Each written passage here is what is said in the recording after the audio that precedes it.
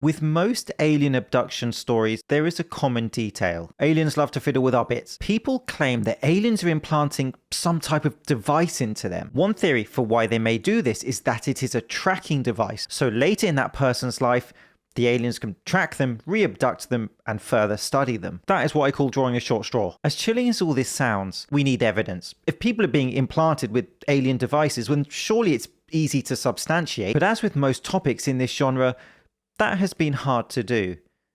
Until now. I saw a technical device that had been removed, excised by the Department of Veterans Affairs by a surgeon, a trained physician from a U.S. military service member who claimed to have a UAP encounter. The physician claimed that the object tried to run on him or evade being excised. That was, of course, Lue Elizondo, former director of ATIP in the US government, the Advanced Aerospace Threat Identification Program, the UFO team basically, who is now a whistleblower and revealing as much information to the public as he legally can. The technological object enveloped in some sort of biological capsule. The current theory is that that capsule is there to fool the body as not to create some sort of immune response to a foreign object. The physician you spoke to described that object apparently trying to intelligently avoid being captured by the human doctor. Correct. That is what the doctor reported. There are people who believe Lue is spreading disinformation as part of a counterintelligence operation to mislead the public, and then there are people who strongly believe him and that he's bravely fighting to release vital information to humanity. There is no part of the UFO alien topic that is not hotly debated. Here is Lue Elizondo, who in the last few weeks revealed pictures of an alien implant that he says was removed from a military veteran. It certainly, the outside looks like it's some sort of masking device. In essence, you have a foreign object, which it's a metallic object in there, and it seems to be encapsulated by some sort of biological material. But how do you know it's not just a bit of metal that somebody's knocked into on a building site?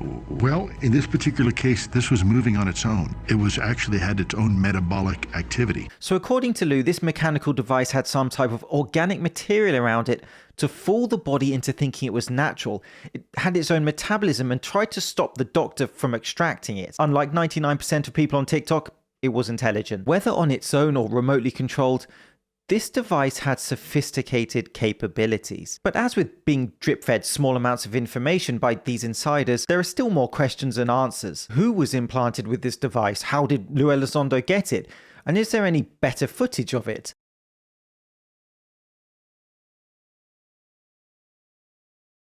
I found this information from the YouTube channel Vetted. I have linked his video below for anyone who wants to watch it. On his channel, he talked to Ron James, who is a filmmaker who, along with MUFON, a UFO research organization, was involved in passing the implant to Lue Elizondo. Ron contacted the YouTube channel with the purpose of releasing more information now that Lue Elizondo has gone public. The photos and videos you are about to see have only become public in the last few days. Ron James explains how this specimen was given to MUFON. MUFON, as I said, are a UFO research organization. They are perhaps thought of as one of the more credible organizations in a field of complete hustlers. This picture shows a close-up of the object. And here is a close-up of one of these fibers that was said to be growing out of the implant. Ron explains that the implant came out of the man's arm. And this is the first time these pictures have been shown to the public. The implant, the results were inconclusive as to whether it was some kind of device, and at the end of the day you kind of have to say, well, how would we even know?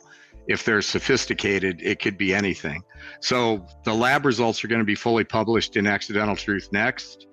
They are inconclusive and mysterious. So they don't know what it is. But what makes them think that it isn't our technology is the way that this implant behaved when the doctor was trying to extract it, and also other information that hasn't been revealed yet. This is possibly an alien implant. Well, if you look, there's actually a piece of the chip sticking out and what appears to be these fibers that were moving on their own. You know, it did very, very strange things, and it came back with strange results. So everything that Lue said about it is true. Black and yellow hair-like filament growing out of granuloma. Sounds lovely. I have absolutely no idea what any of that is, but I can confirm that I've been put right off my dinner. MUFON also sent the object to Garry Nolan, an immunologist specialist. We took this thing and we preserved it properly in laboratory conditions, and we gave it to Lue Elizondo. Now, the word was that it made it to Stanford, which may have been you. The material did come to me, and I returned it as is.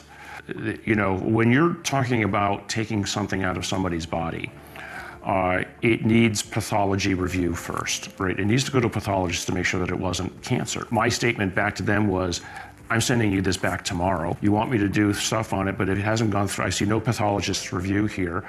I will lose my job if I touch this stuff. So although Garry Nolan didn't study it, he does confirm that he was sent this object and he did see it. To check it, to see if the implant is magnetic. I'm using plastic forceps, so the only metals here will be on the magnet and the implant. It sticks to it, it won't come off unless I really pull it off. It is definitely magnetic. So that is the exclusive video of this implant being tested. It is clearly magnetic, but let's play skeptic for a while. It could just be a magnet. Those fibers could just be pieces of threads. It could just be all smoke and mirrors. That is certainly a possibility. Here is Ron's response. These are from the official lab reports. There's an entire written report. There's a bunch of other stuff that we're revealing in the film. But yeah, this is the real deal material. So you're going to have to wait for his documentary for the lab results. That, of course, will also make people skeptical. There are certainly many ways to view this, and it's probably best to keep a balanced view. Way more boring, but probably best. I mean, it could just be a magnet in an out-of-date gyoza for all I know. So yeah, these are some more of these weird filaments that are growing out of this thing.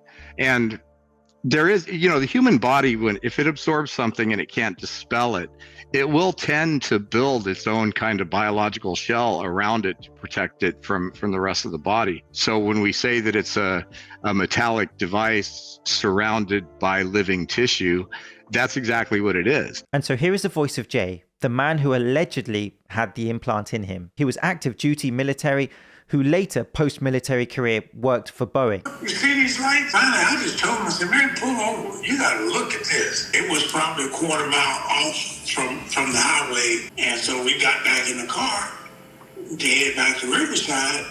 And my memory, the next thing I know, it's the next morning. They go up, it's at least 30, 40 years for it. It started bothering me, and I started getting x-rays of it. Well, finally, when I got back to Oklahoma, I went to the VA, and it came up, for some reason, it came up on their x-ray. I said, well, whatever you get that's in there, I want it. He made sure I got it back. So I don't know who that is. It was just a Ghana phone. But the people involved in this case do say that that is the man who had the implant inside him. I would say that if he wants more credibility, he has to come forward on camera, showing his name, his identity, and his background. If I had an alien implant in me, I'm telling everyone, but I do accept that I'm a special case. Without strong, transparent evidence, I can't tell you what that is. But Ron James himself sums it up quite well when he says this. So who knows? You know, I'm not a scientist myself, and the scientific studies that have been done on this so far are inconclusive.